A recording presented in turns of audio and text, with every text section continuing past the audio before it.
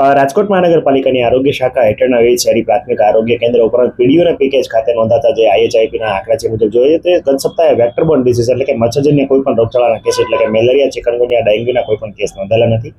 આ ઉપરાંત જોવા જઈએ તો પાણીજન્ય રોગચાળામાં ખાસ કરીને પાણીજન્ય અથવા અન્ય રોગચાળામાં જોવા જઈએ તો શરદી ઉધરસના 1083 કેસ છે, સામાન્ય તાવના 725, ઝાડા ઉલટીના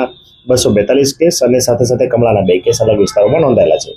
ત્યારે ટાઇફોઇડનો કોઈ પણ કેસ કે મરડા કે કોલેરાના કોઈ પણ કેસ છે ગત સપ્તાહે રજીસ્ટર થયેલ નથી. આ ઉપરાંત ખાસ કરીને જોવા જઈએ તો હાલ જે છે વોટરબોર્ન ડિઝીઝ ખાસ કરીને પાણીજન્ય રોગચાળો અટકાવવા માટે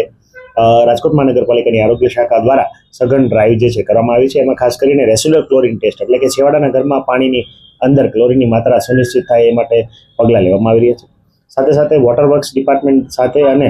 જે તે એન્જિનિયરિંગ ડિપાર્ટમેન્ટ સાથે કમ્બાઇનમાં દર મહિનાની 6મી તારીખે જે છે હાલ જે છે એ ક્લોરિનેશન ડ્રાઈવ જે છે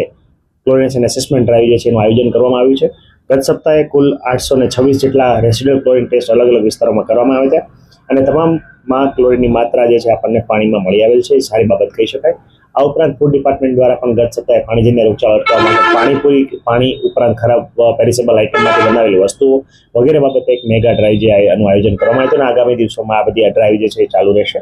આ ઉપરાંત ખાસ કરીને જોવા જઈએ તો